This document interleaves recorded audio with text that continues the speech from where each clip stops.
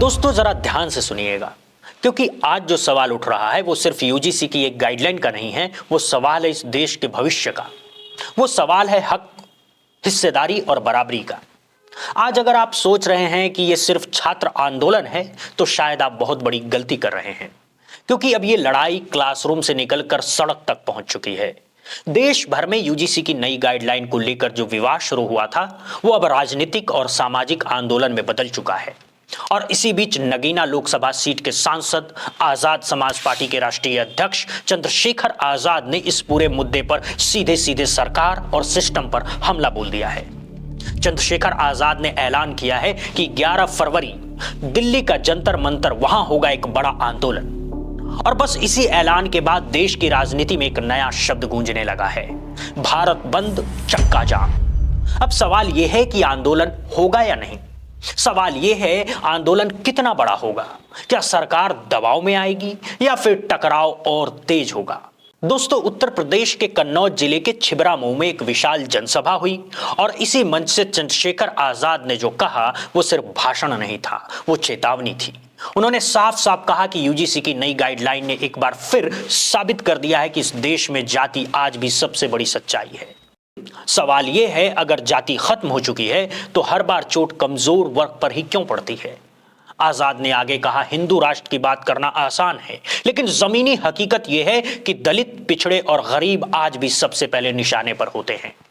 उन्होंने दो टूक में कहा है कि जातिवाद खत्म होने की बात सिर्फ नारे हैं, असल में जाति आज भी जिंदा है और वो भी सरकारी नीतियों के जरिए। यहां चंद्रशेखर आजाद ने एक ऐसा सवाल उठाया जो सीधे सिस्टम को चुभता है। उन्होंने कहा, जब सवर्ण समाज के अधिकारों पर कोई सीधा हमला नहीं था तब भी विरोध हुआ। और फिर सवाल पूछा, जब किसी गाइडलाइन में स्पष्ट भेदभाव नहीं है तो आंदोलन किस बात का। और अगर सिर्फ भविष्य की आशंका पर हमला खड़ा किया जाए तो सबसे ज्यादा नुकसान किसका होता है। जवाब साफ है, कमजोर वर्ग का। मैं अधिवक्ता हूं, सांसद हूं। आजाद ने मंच से यह भी कहा, मैं कोई हवा में बातें करने वाला नेता नहीं हूं, मैं अधिवक्ता भी हूं और लोकसभा सांसद भी।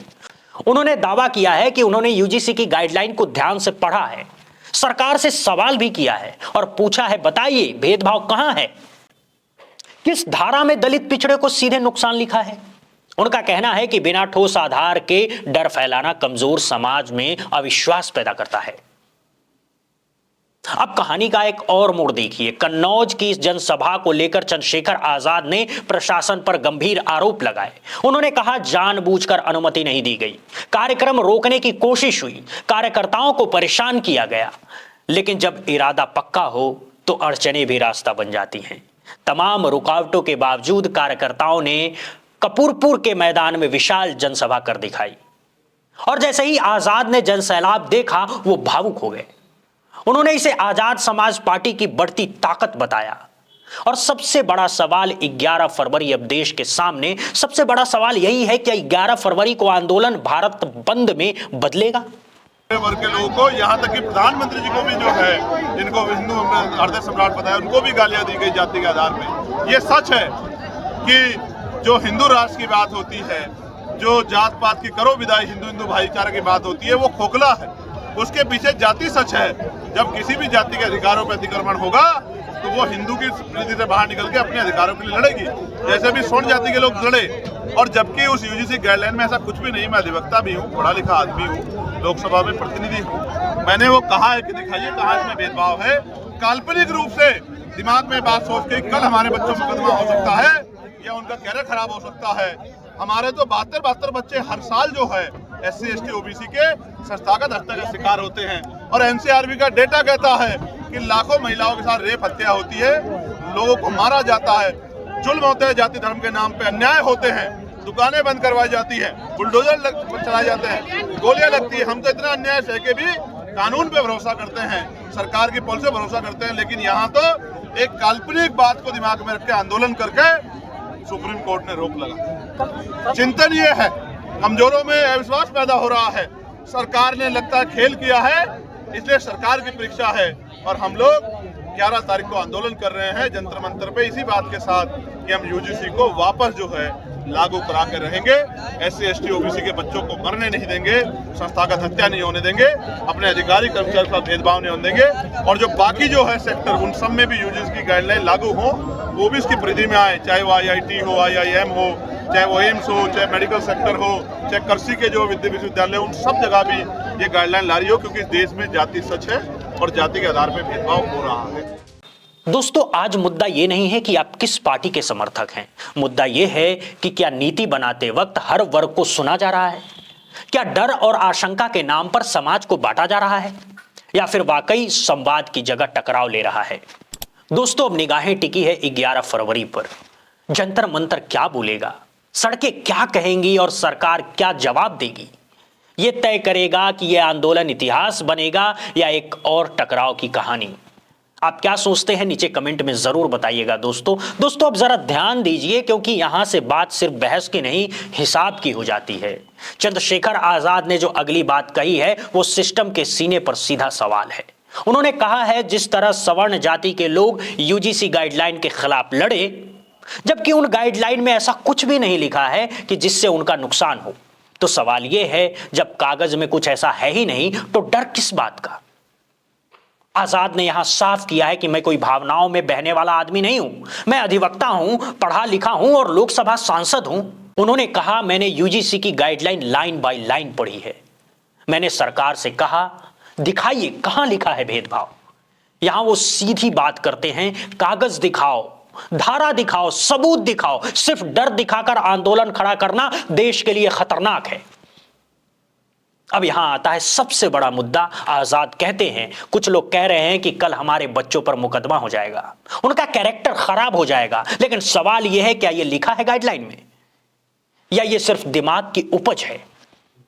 आजाद कहते हैं, काल्पनिक डर दिखाकर आंदोलन खड़ा किया गया है और उसी दबाव में सुप्रीम कोर्ट तक को रोक लगानी पड़ी है। यानी जो डर हकीकत में था ही नहीं, उसने असली हकीकत को पीछे धकेल दिया है। और अब सुनिए वो बात जिस पर अक्सर खामोशी छा जाती है। आजाद ने कहा, हमारे तो हर साल 75 बच्चे SC ST OBC वर्ग से संस्थागत हत्या का शिकार होते हैं। संस्थागत हत्या मतलब दबाव, भेदभाव, अपमान और अंत में मौत। लेकिन क्या कभी देश बंद हुआ? क्या कभी चक्का जाम हुआ? आजाद यही नहीं रुके। उन्होंने NCRB का हवाला देते हुए कहा, NCRB का डाटा कहता है कि लाखों महिलाओं के साथ रेप और हत्या होती है।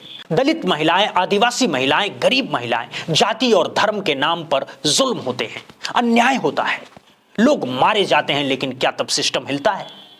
आजाद ने कहा, हमारे साथ तो दुकानें बंद कराई जाती हैं, बुलडोजर चलाए जाते हैं, गालियां दी जाती है, जाति के नाम पर, धर्म के नाम पर, सिर्फ शक के नाम पर। और फिर भी हम कानून पर भरोसा करते हैं, सरकार की पॉलिसी पर भरोसा करते हैं।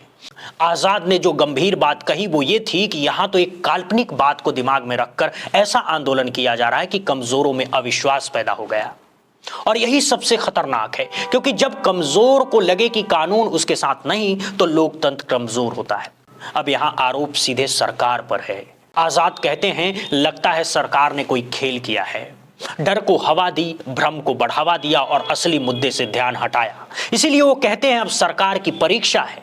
आजाद साफ कहते हैं, इसीलिए हम 11 तारीख को जंतर मंतर पर आंदोलन कर रहे हैं। मांग क्या है? यूजीसी गाइडलाइन पूरी तरह लागू हो। अब आता है सबसे भावुक हिस्सा। आजाद कहते हैं, हम SC ST OBC के बच्चों को मरने नहीं देंगे, संस्थागत हत्या नहीं होने देंगे, अफसर कर्मचारियों पर भेदभाव नहीं होने देंगे। यह सिर्फ नारा नहीं, यह संविधान की बात है। आजाद ने बड़ा दायरा तय किया। उन्होंने कहा, यूजीसी की गाइडलाइन सिर्फ विश्वविद्यालयों तक सीमित नहीं रहे, IIT, IIM, AIIMS, medical college, कृषि विश्वविद्यालय, हर जगह लागू हो, क्योंकि जाति कैंपस देखकर भेदभाव नहीं करती। आजाद ने साफ शब्दों में कहा, देश में जाति सच है और जाति के आधार पर भेदभाव भी सच है। इसे नकारना समस्या का समाधान नहीं है। तो दोस्तों, अब ये लड़ाई सिर्फ शिक्षा की नहीं, सिर्फ यूजीसी की नहीं, ये लड़ाई है सामाजिक न्याय की, संविधान की, बराबरी की।